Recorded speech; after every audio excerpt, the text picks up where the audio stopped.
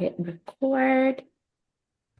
Hello and welcome back to Welty at Home, the slow reading virtual book club that alternates works by Eudora Welty with works by authors connected to Welty. We are currently exploring Jesmyn Ward's novel Sing, Unburied, Sing. During this series, we have read and discussed about 40 to 50 pages of the book each week, and this week we are discussing chapters 9 through 11. My name is Anna Traylor. I'm the education specialist at Eudora Welty House and Garden, and we are grateful to Suzanne Mars, Eudora Welty's friend and biographer, and Professor Emerita of Millsaps College for guiding these discussions.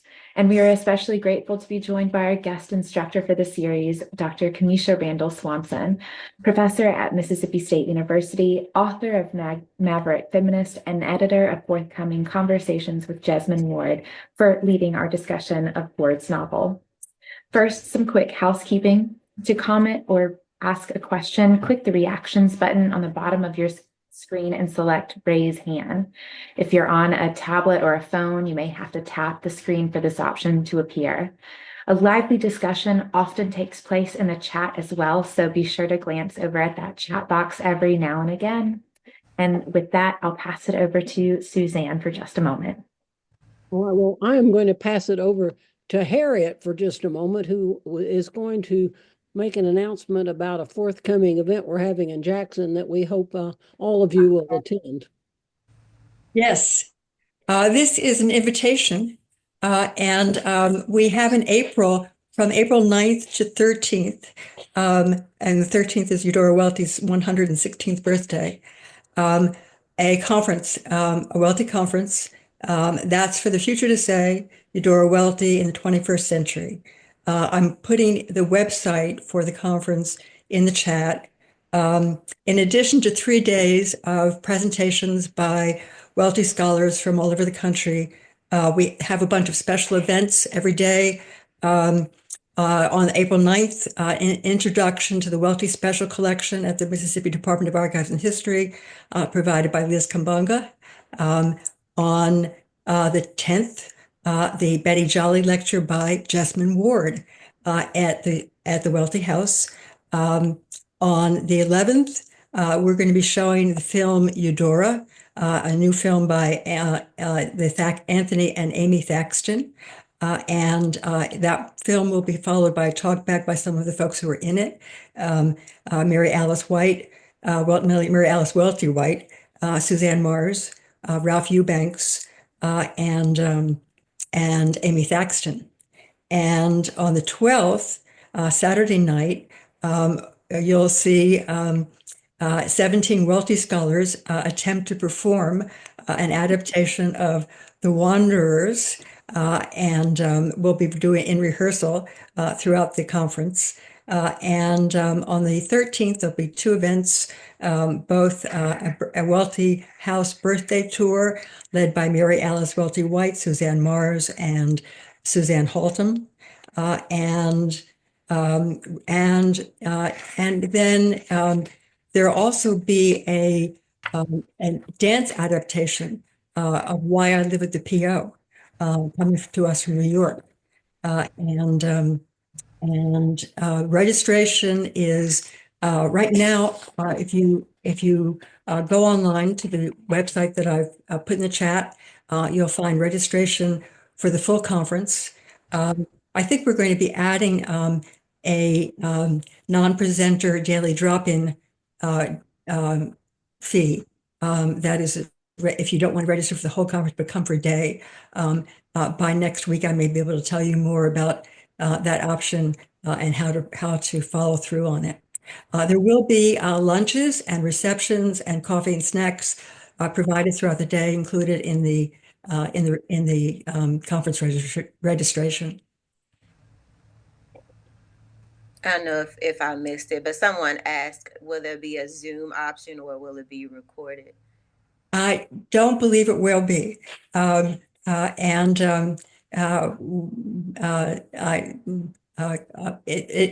is an event between the Eudora Welty Society and Millsaps College. We have had a few conferences where we've tried to create a Zoom option, and it's been complicated process, we may look into it if you're requesting that. Well, as a person who loves the theater, I'm happy I'm going to get to trod the boards during this uh, conference. I have been typecast as the oldest person in the play, so I think that probably fits nowadays. So, Although I've responded to Suzanne by saying, as Katie Rainey, I am going to die during the play. I'm old, but Harriet will be dead. So there you go. All right, let's move to our discussion of Jesmyn Ward, and I'll turn things over to Kamisha. I was going to say that there are three things that I hope we do talk about, Kamisha, during the time, and one is the concept of time, the other the concept of home, and the third the idea of story and storytelling. Those are three things that I would like for us to address, but let's follow your lead. No, I'm actually on the same wavelength. So I was actually going to first mention that, of course, we've been talking about how responsible, mature, how complex of a character JoJo is, and of course Richie comes in and says, "Well, you don't know as much as you think you know." And he tells him specifically the things that he doesn't know about our time, love, and home. So in this first chapter that we read for today, Richie tries to give us an explanation or a definition of those three concepts. So definitely I want to talk about those also. But I also just wanted to kind of reiterate some common characteristics of Jesmyn Ward's writing, which we have been focusing on many of them, but maybe not focusing on one or two as much. Of course, her prose are always lyrical and poetic, and we talk about that all the time, specifically how things that are portrayed or thought to be dark are written in a very poetic manner, and how that makes you feel those particular um, scenes even more. Of course, she incorporates influence of Southern Gothic, and that kind of relates to what I was just mentioning about her prose and including sometimes even comedic darkness. The intergenerational trauma in history we've talked about a lot, but we will see it even more in these chapters that we read for today, and then the final chapters when we wrap up. The strong sense of place. We talked about in a few chapters previously the concept of water and how it seemed to be significant, but we weren't quite sure. And we can see more of that build up and explanation in the chapters again for today and for the next time as well. When I interviewed Jesmyn Ward and asked her specifically something that she hoped that readers would glean from her text and that teachers would share with students about her text, she said that the one thing that she hoped, even if they got nothing else, was her commitment to creating very complex characters that even no matter what their particular experiences were, when you finish reading the novel, you can imagine that they were real people, not just some figment of her imagination that she put into these particular texts. So we've been talking about the difficulties we have with empathizing with Leonie, but I just want to reiterate that point again. And even Ma'am, she's in the bed the entire time this particular novel is taking place, but she's developing her character in a complex way as well. Even Richie as a ghost, it's complex. So I want us to continuously be thinking about how she tries to develop these resilient, complex characters. And then the last characteristic in all of her writing is the social critique. I think we've kind of glossed over that a little so more than some of the other characteristics of her writing. We've mentioned how African Americans, of course, are disproportionately imprisoned than other races or ethnicities. We also I talked a little bit about adultification, and specifically as it relates to Black children. But in general, I think that the social critique that she's making hasn't been something that we've discussed as much or either mentioned briefly, but then moved on to other things. So I want us to think about that. And that doesn't have to be the focus for today, but that's something that I want us to think about. And then the final thing that I wanted to mention, of course, I am doing research on Jesmyn Ward right now. I have a book in process. It's still in the very early stages, but it's right now titled Love and War, Intimacy and Activism in the Works of Jesmyn Ward. And I talk about essentially how relationships, love, intimacy for poor, Black, rural Southerners also has to be somewhat of a battle, somewhat of a war. How you have to be able to advocate and activize just to have these seemingly or hopefully successful relationships if you are poor, Black, and Southern. You can see this in small and innocent examples like we talked about on last week with Kayla, how she essentially saves her brother by climbing on his back and vomiting on the officer to force him to let them go. So these are more innocent ways in which Kayla is kind of being an advocate. She's practicing battle in order to save someone she loves. But we can see more specifically in the chapters that we read for today, specifically the instance with the couple that is lynched, where the yellow woman tells the story and basically says that the man bumped into the white lady simply because it had been raining and he didn't want his woman, who was also dressed nicely, to have to walk into the rain. So he's trying to advocate to treat someone he loves nicely, but in turn finds himself at battle, at war, a war, unfortunately, that he loses and literally loses his life. And then also with Leonie, Michael, and the kids, when they finally decide, or Michael finally decides that it's time now for the children to meet their grandparents, and he literally has to fight with his father in order to have a semblance of a relationship with Leonie. So I just wanted to kind of reiterate and also I guess kind of introduce you to a book that will be out at some point. I don't know when. I have to finish writing it first. But I wanted to share those different topics, themes, and things to think about. But definitely, I'm perfectly fine with starting with the ideas of home, love, time, or any other concepts that you all Why don't are we, interested in since you, discussing. since you brought up the Sunshine Woman, why don't we take that little section and talk about what Ward is doing with that, what that tells us about Richie and his needs, and what it also tells us about the social fabric that African American characters have to deal with in this Do we have time. a page number? Yeah, it's on page. Let's on page 189. Mm-hmm.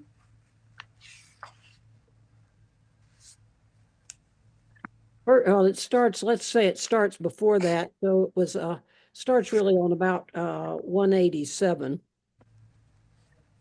Riv had a woman, the Sunshine Woman. Mm-hmm. What about that? What about that passage? What do you think that function that serves in the novel?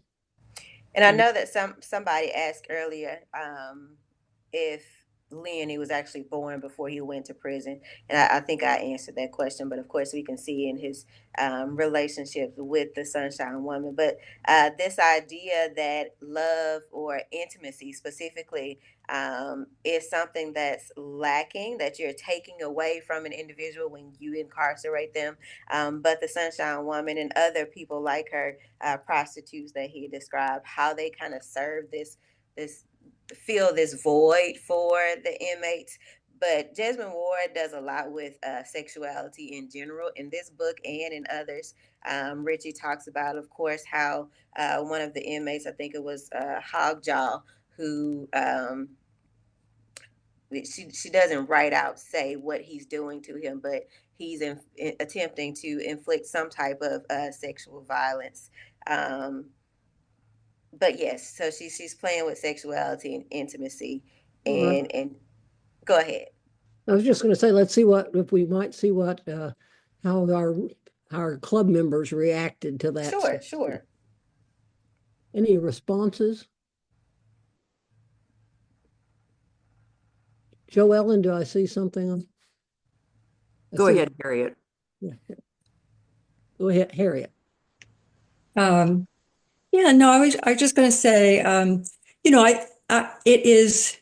I'm thinking about the passage in a couple of ways. That I'm thinking about um, Riv's protection of um, of Richie when Sunshine Woman tells the story of a recent lynching and giving her a look askance for her telling the story in front of a 13-year-old boy. And she says, if he's in here, he's certainly old enough to hear this. And of course, it turns out that Richie already knows lynching firsthand from having found a body. But I was thinking about all that in terms of our discussion last time about adultification, that Riv wants to respect Jojo as a child, and Richie as a child, where Sunshine Woman is adultifying him. Um, and then I'm also thinking about Richie's response, his learning that from that there is I'm quoting now, when he stepped away from her to protect me, I began to understand love. I began to understand what Riv and Sunshine Woman did wasn't an expression of love, but Riv's standing in the sun for me was. That is, he walks away from the Sunshine Woman into the sun, into the heat, inconveniencing himself to express his displeasure. And that our sense of his of Richie's tremendous need for love and need for it and recognition of what it is um, from Riv's protection of him, um, and and our sense of his needing River in a very important emotional way. The bond that is created between them. Father, brother, he's like given to Leonie. He is like a pop to Jojo. That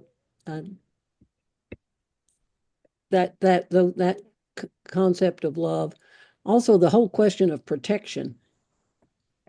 Characters trying to protect each other from experience and not being able to do it, I think, runs throughout here. Joe Ellen? The Sunshine Woman wears yellow. Richie is in the sun. In fact, he feels fire burning in his ribs. And that's when he knew he was going to run. So it's beyond even what he's experienced in the woods, finding a hanging man or adultification. He's looking at glimpses of life, which in his chapter that we read for today, we see also. He's watching Riv and take Jojo and Kayla into the garden, feeding them. He's seeing images that are different from the darkness he's known. And what he's looking for then seems to be rooted in this experience when he was young with Riv and the Sunshine Woman. He hears about another place, another way to be, and that's what he needs, which has to do, no doubt, with the end of his story. By the way, I'm glad to be here for my first time on this read, and please no spoilers, but there's so much to talk about without them. But I really think this is important in what it does relay about Richie, what he's looking for, what home might be to him. Welcome back. Thanks. What about echoes of Richard Wright here? Amisha, do you think that's going? I didn't think about it specifically in this passage, but definitely I saw echoes of Richard Wright throughout the text, especially when you think about this idea of protection, which the protection is led by fear, and fear runs all throughout Richard Wright's native son. So definitely I saw other instances, but I didn't necessarily think about Richard Wright in this particular passage, but I'll be interested to hear the connections that you made. Beverly, I'm thinking a big boy leaves home. Gotcha. Okay. You know, in Rev's desire to protect Richie, I was thinking about an article that I read. I don't know if it was written by or if it was an interview with Mamie Till, Emmett Till's mother, about all of the rules that she gave him before he came south to visit his family. Things like, you know, don't look a white man in the eye, and don't, you know, I won't say don't whistle at white women, but, you know, all of these different rules. So I would think that when Richie says he didn't have to protect me, I knew that. And of course, we find out soon enough that he discovered his lynched body himself. And his mother slapped him when the kids ran home, frightened about it. But I would think that there would be a lot of young men, like JoJo, for instance, in the last section, when the cop pulls him over, who were schooled to do whatever white people said.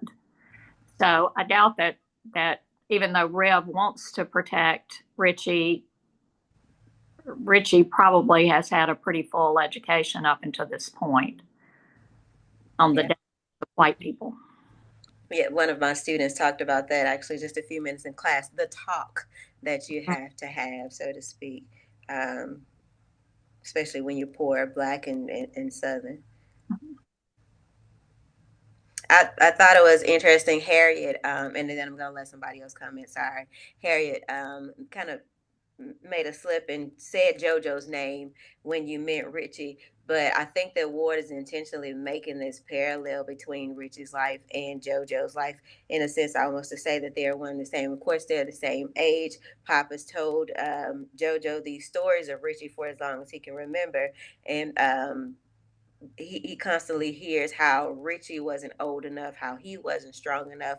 But JoJo thinks he is old and strong enough to handle all of these things, despite the fact that he and Richie, again, are the same age and have similar characteristics. And then Richie comes, of course, to tell JoJo that you don't know as much as you think you know. But a similar situation to Richie and the Sunshine Woman, where she says, well, he's here, so he's old enough to know. Of course, when JoJo goes home and Ma'am is about to pass, she finally tells him to, you know, you're old enough to know this thing about your mother now. So she shares a story with him as well. So definitely there are close parallels between the two. It's interesting to me that JoJo wants to become the protector. He's trying to protect Ma'am. He won't tell her about Richie. And he's trying to protect Pop. He doesn't want Richie to try to get this story out of Pop. He would like to protect Pop. And so he's casting himself as the protector that Pop has been. Joelle? Before we leave this section, I'd just like to draw our attention to on page 190, when in the night, Riv is telling Richie about the ocean. Mhm. And the ocean has been linked with time. And later in this section, it's linked to Ma'am as she's dying. And as Riv describes the colors, and even just telling Richie what the ocean is, about rivers, the Gulf, the ocean. He says, in the early mornings, it's silver. You could look at that and know there's a God. And that's another bit here, that just some seeds being planted in Richie that cause him want to leave. Definitely. And this is where his understanding of home is developed also, Right. when he talks about the ocean. He talks about this kind of connection to God. Yeah. What about, I'm going to look at another passage in this chapter on 186. I didn't understand time either when I was young. How could I know that after I died, Parchman would pull me from the sky? How could I imagine Parchman would pull me to it and refuse to let go? And how could I conceive that Parchman was past, present, and future all at once? That the history and sentiment that carved the place out of the wilderness would show me that time is a vast ocean and that everything is happening at once. But what about this sense of time that he finds Jojo unaware of? Right. Patricia, That connects. Oh, sorry. Go ahead. go ahead, Kamisha.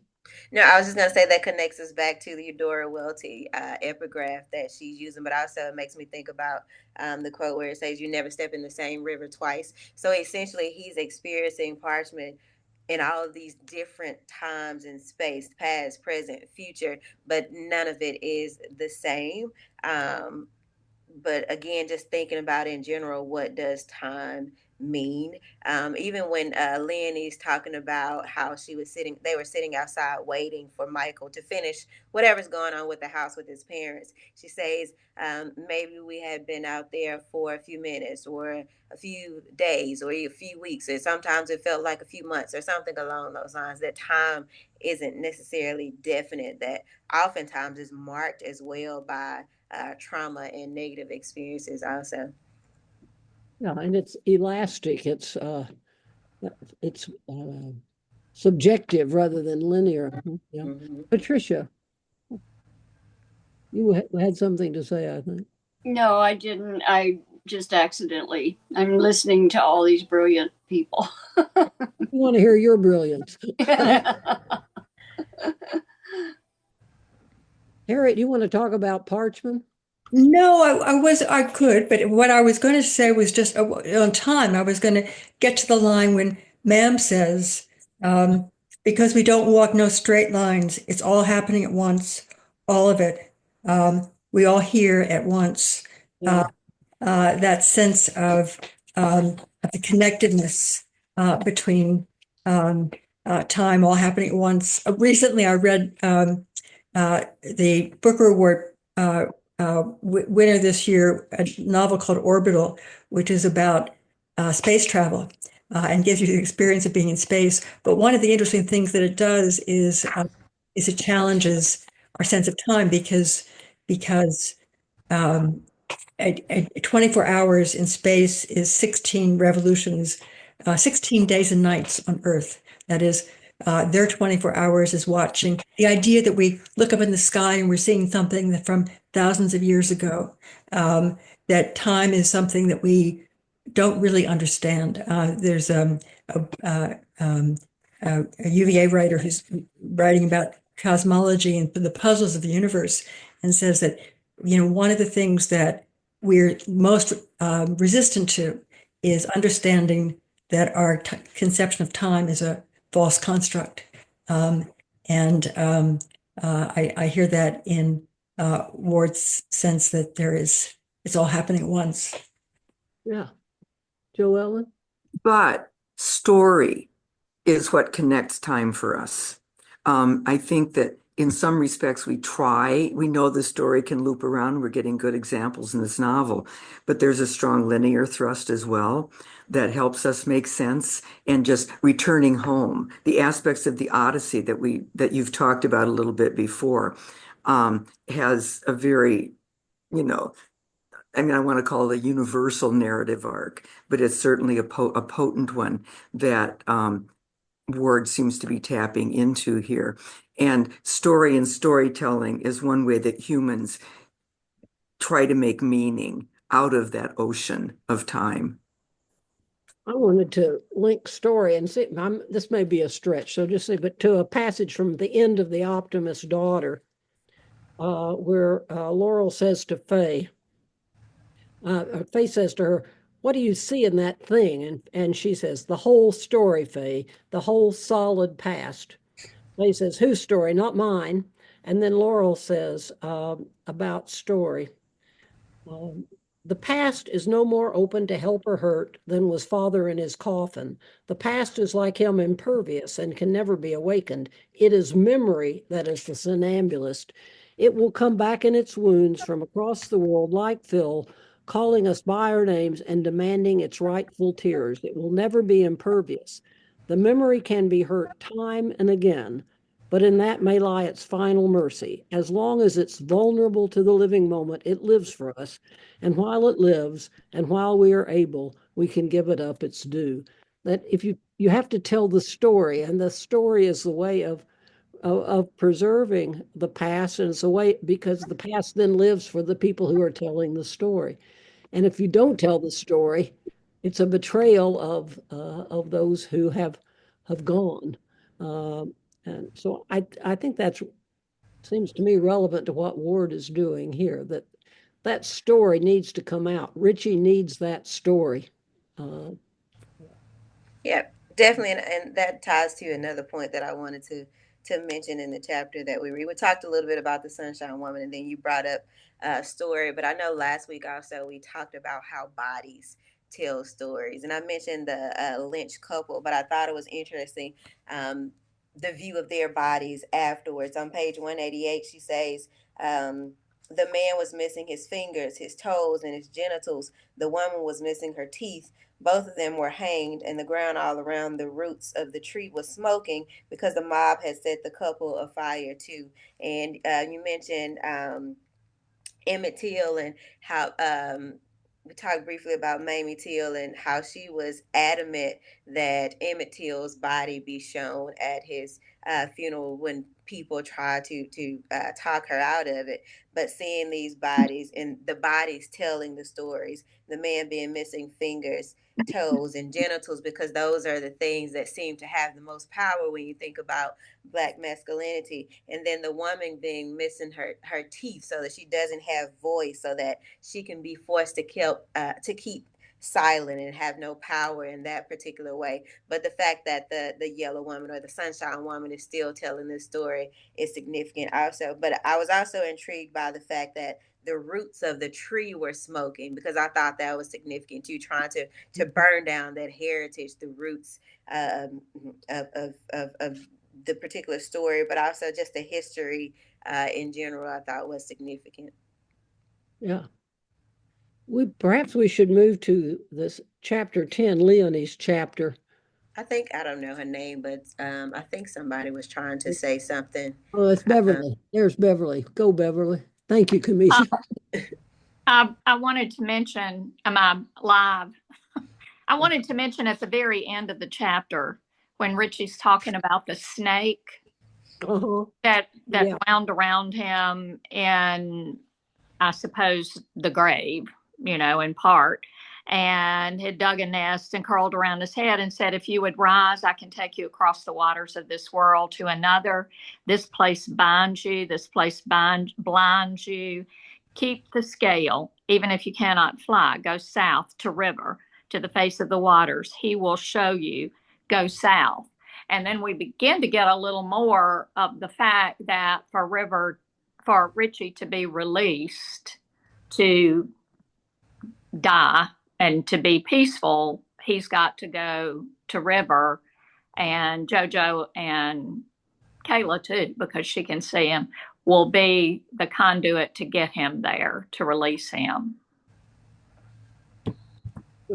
Yeah, thanks, Beverly. We shouldn't move on without looking at that. And I wanted to call attention to back to pages 134 and 36 where this imagery was introduced, and now it comes back here. We talked about it, I think, at the time. Harriet?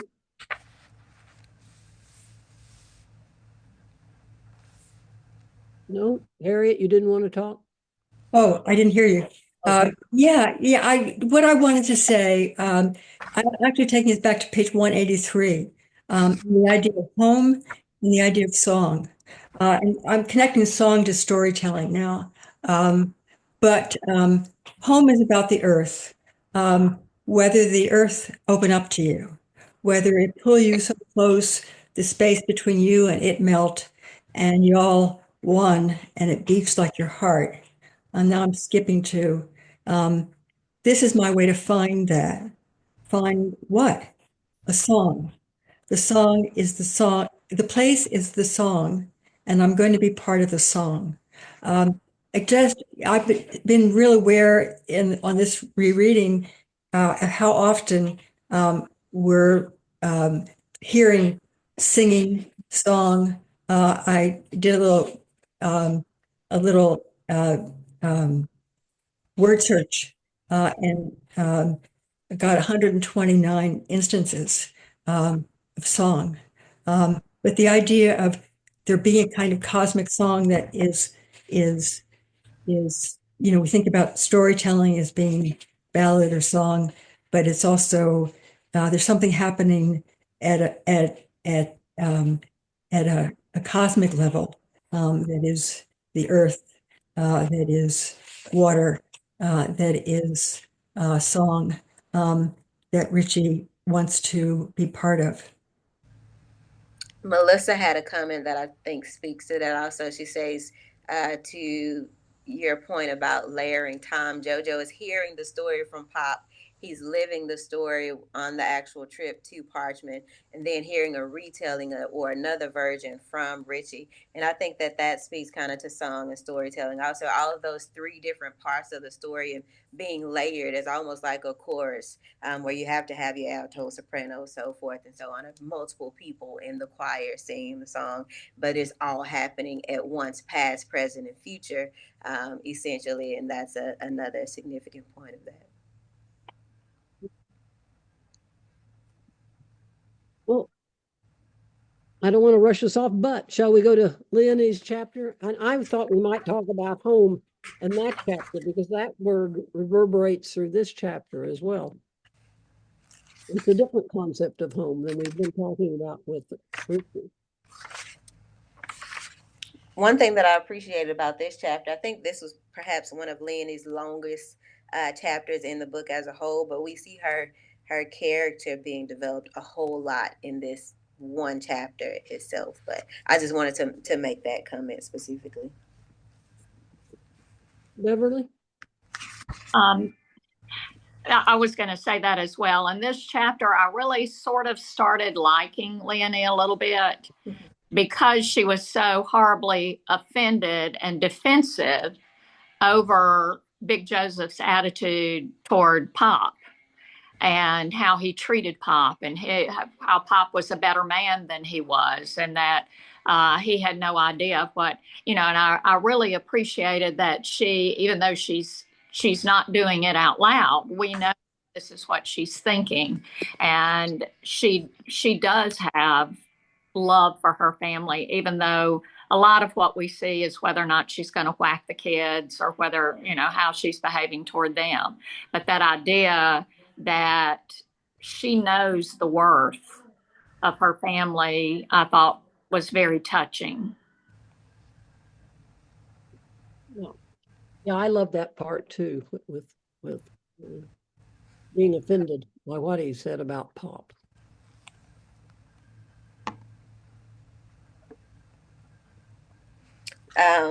You mentioned home.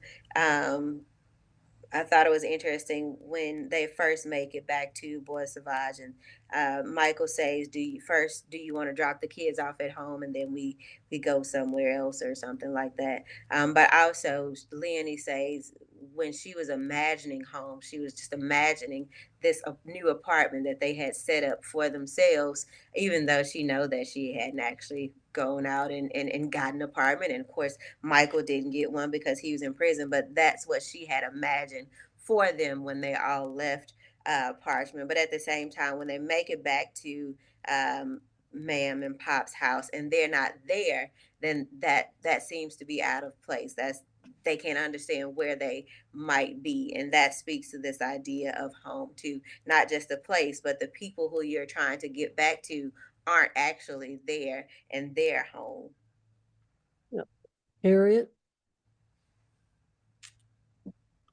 I was just going to add to, while we were talking about Leonie, our sense of her self-criticism in this chapter. That she has that dreaming of being marooned on the deflating raft in the Gulf of Mexico, and we're all sinking. I am failing them. We are all drowning. As well as her her awareness of Jojo and Jojo's reaction to his anger with her when they're at Big Joseph's house for putting him in that situation. Jojo looks at me mutinous, and her effort to respond to him, taking them out, doing the right thing in that scene, maybe of getting them out of the house. Although she also says that she should take them, she should leave Michael and take them um, to feed Michaela, who is hungry. Um, but I don't. She's very. We see her self-awareness in this chapter. Yeah, I was intrigued by that particular scene too, where she's trying to hold them all up. She pushes Michael, and then Jojo sinks, and then she pushes Jojo up, and then Michaela sinks, and so forth and so on. This idea that she can't again save or protect them all. We've been talking about protection, and then that kind of course, manifests when they actually do get to Big Joseph Holmes, and they are all kind of sinking, and she doesn't save them, even though, like you said, she thinks about what she should do. And leaving Michael seems to be the best option, because now she can focus more on the children. But as Ma'am tells Jojo, she loves herself and Michael too much that essentially she'll never be able to feed them. So I thought her dream was a manifestation, or the occurrence at Big Joseph House was a manifestation of that dream. Joellen? Every one of the chapters we read for today are illuminating about the return home. In chapter 10, we hear about Michael and Leonie both having to confronting their parents and their situations. Jojo's coming home has much to do with both River and Richie. And then we have talked some about the Richie section. But here, I think that Ma'am is just as hard-hitting about Leonie as she ever could be. She tells Jojo she ain't never going to feed you. But it's true that we do see Leonie opening herself a little bit more to the past, and she can read her father, the flick and gutter of the lighter, flick and gutter.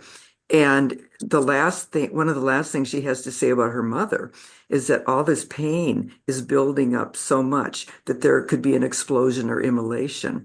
And Pop is there, flick and gutter with his lighter. She's sensitive at least to that buildup that's coming. And she is her mother's. It looks like if her mother's going to have an intermediary in the way that Jojo seems to be the intermediary for Richie, it's going to be Leonie. And we learn from Richie in his chapter that she actually goes to the cemetery and starts picking up rocks, one of the 4 items that her mother asked her to get. Which reminds me that I don't think the word I think you're hoodoo. jumping ahead, though. Yeah, I was going to say, I think What? that's for next week. You're giving a spoiler. That's No, that's in this section. I haven't even read the last paragraph. Or the last 3 or the last. Yeah. I haven't read the last chapters. I've only read today's reading. No. It's in Richie's section where It's chapter 12. It's for next week. But yeah. Oh, we just read 2 for today? We read 3, but you read ahead. We read 9, 10, and 11. Oh, I thought, never mind. Yep, I got that mixed up. I'm really sorry. That's But all I right. did want to point out I'm that I glad you told me, because I was worried the about it. term hoodoo has come up in this discussion, or very much about the gree-gree pouches, which are very important. And I know that it's before this. Sorry, I didn't know I'd read ahead. Before this, that the mother's like gree-gree pouch has to do with her altar. That's where she has all kinds of things that she puts together to work toward healing.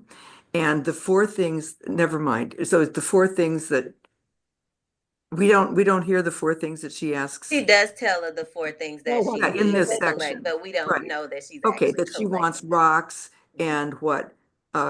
Cornbread and rum and something else. But anyway, we haven't really talked about those objects very much. And the natural world, the hoodoo is sometimes called root work. But and I'm just been wondering, that's there so much. What kind of role you think that plays? Commissioner, I'd also Anna, did I interrupt you? That's okay. I was just going to call our attention to some discourse happening in the chat. Patricia asked if we could at some point discuss the title of the novel, since we have briefly mentioned song and storytelling, but we've only just touched on it. And Charla contributes to that, saying that the final chapters will add a lot to our understanding of this. So perhaps we aren't quite there yet, but I wanted to see if we could add a little bit of that here at this point, since it was mentioned in the chat. Thank you. I agree that the final chapters will speak to the title itself more, but like Harriet and others have mentioned, this idea of song has been prevalent throughout the text, but it will be more, I guess, further explained in the final chapters. We have 15 minutes left. Should we look at JoJo's chapter, which is quite a long chapter? Well, I was going to say before we leave this, I wanted to talk some about Michael. And, you know, I was reading this in another setting. I was reading Unburied Sing with a group of psychiatrists. And one said, Michael is so set this up for failure. And we're talking about wanting to go home, and Michael wants to go home. He's not that comfortable at Leonie's. She talks about, she says, you know, as I was uncomfortable at Big Joseph's, he's uncomfortable. Although the first line of that next section, when they do go home to her house, is that Pop is home. You know, that's a profound statement, more than just that he's in the house. But at any rate, the point that my friend made was, you know, that Michael brings his family to his parents when when Leonie has just consumed a bag of meth and is in recovery, and Kayla is covered in vomit stains, and this is the moment when he chooses to bring them home unannounced. Of course, Big Joseph responds in the way that we expect he would respond in any case, with a series of insults and moving from you know, they ain't welcome in this house, or raised by her, what would you expect, Maggie? Or the hell they have of her, part of that boy, Riv too, bad blood, F the skin. That you know, but Michael wants to fight, and he wants to fight his father, and it makes you wonder how much of his relationship with Leonie is about unresolved issues with his family. But I just wanted to talk about Michael as a character and his desire to go home, and to, as he says, I'm part of them. The children are part of made by us. They made me. We made them. They'll respond. And Big Joseph is nobody who's going to respond. There is that kind of, you think that maybe there's some hope. He says daddy when he sees him here, you know. Calls him daddy, not dad. He says son. And the father says son, and there is that sense of, and when they come home, JoJo goes to Pop, and he says, and Pop says son to him. But the difference of what follows is uh, they're diametrically opposed. Yeah. Yeah, Michael's the one person who doesn't seem to really have a home. Like you said, he wants to go back to his family's house, but he knows that the family that he's created is not welcome, so he can't really go there. And then he feels somewhat out of place in Pop's home, and JoJo even says when he's cooking that he doesn't look right. He's taking up too much of the light or something along those lines. So he seems to be one without home, almost like Richie is without home in this case. I think, kind of adding to that point, I would just say, like, all these characters are in the same car, traveling to the same place, but I think their ideas of what home they're trying to reach are all really different and conflicting. And some of them are realistic, and some of them are kind of reimagined or hopeful versions of what that home might be. But it's interesting to me how those visions like conflict with each other. Yeah.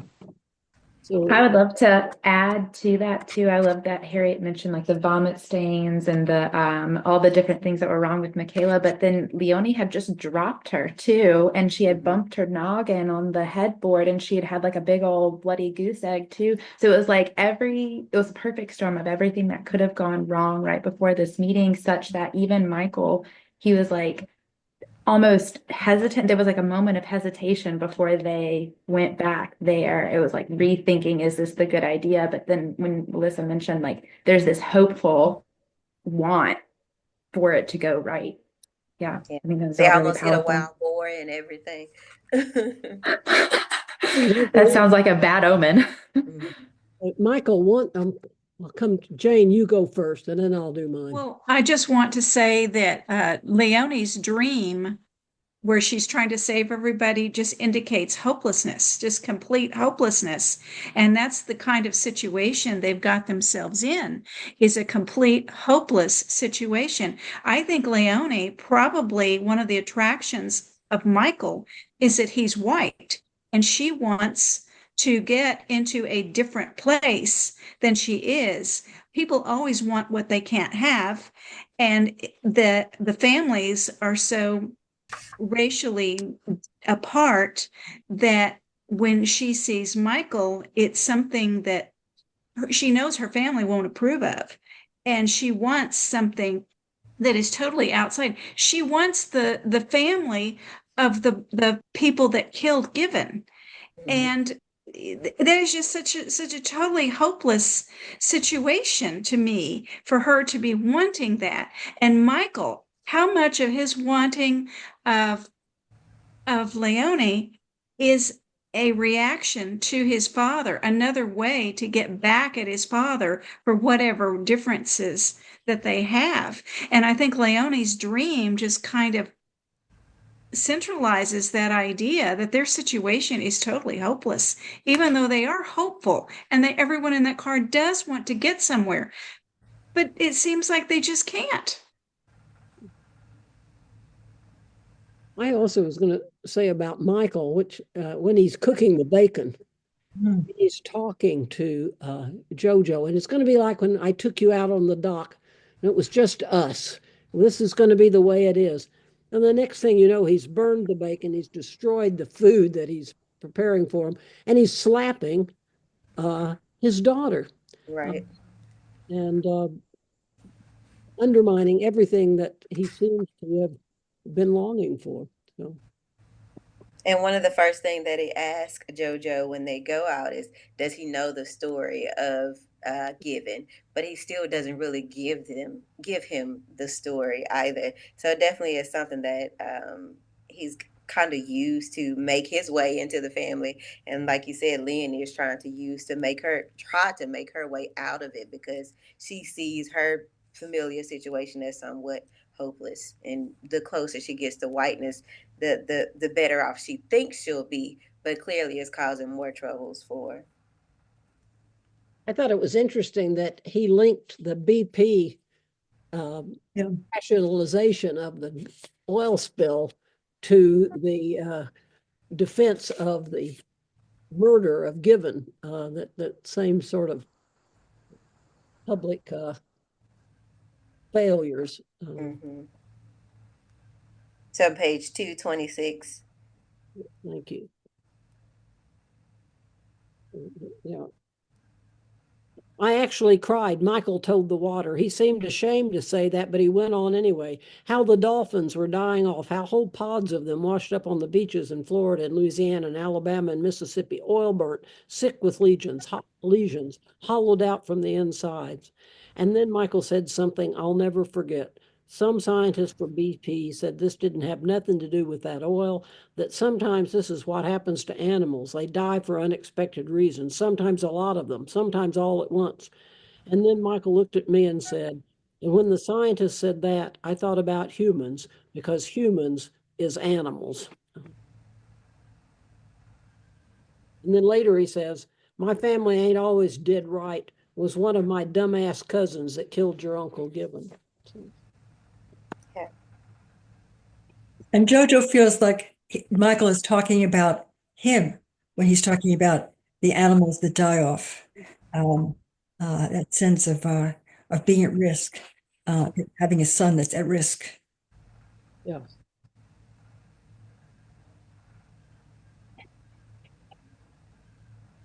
Right. What else in this chapter stands out? What about the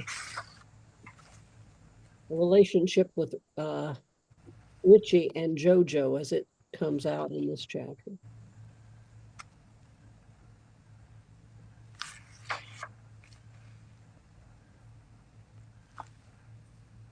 I think JoJo is beginning to understand that he says that at a certain point that he doesn't want Richie to be hunting his house or the land forever. So he's understanding that he needs to get the full story, even though it hasn't happened yet. He's starting to understand that he needs to get the full story, that Richie needs this thing that he has been longing for. So even though it may hurt Pop, it's something that has to happen. So I think that he's starting to understand his desire, that, like Richie said, his desire to protect won't always actually protect, that sometimes knowing that history, knowing that full story is more important. Really struck by this passage with Richie right at the beginning of JoJo's chapter. It's on page 222 whenever Richie is trying to talk to Pop and like Pop can't see them and JoJo can hear Richie but can't fully process trying to talk to Pop, just got back. And Richie says, you better watch out, boy. He used to look at me like that. Richie says, his teeth are white in the black, tiny and sharp as kittens. And then he left me. That like gave me chills. I feel like it's foreshadowing. You was the only daddy I ever knew. I need to know why you left me. Yeah. And I always thought that was interesting, considering when Riv goes to prison, he's only 15 himself. So he's only a few years older than Richie when you think about it in actuality. But Riv has only ever been thought of as a man, whereas Richie is thought of as a kid. Right. And it feels like maybe that's the innocence that Riv is trying to protect in Richie. He sees like he doesn't want that adultification to happen to others that are around him, like the way it has happened to him. All right, we've got 1 minute left. Anyone want the last word? Alicia, shall we give you the last word? Well, I don't have any awesome parting words, but I like that people are asking. I like that people are asking questions that will get answered in the last few chapters of the book. So I'm just intrigued to hear whether or not the answers that you receive are ones that you appreciate or were respecting. And then again, I just want us to be mindful of those characteristics of Ward's writing that I mentioned in the beginning as well. But as always, this was an awesome discussion. All right. Thank you all. See you next week. Wonderful. Bye. Thank you, everybody.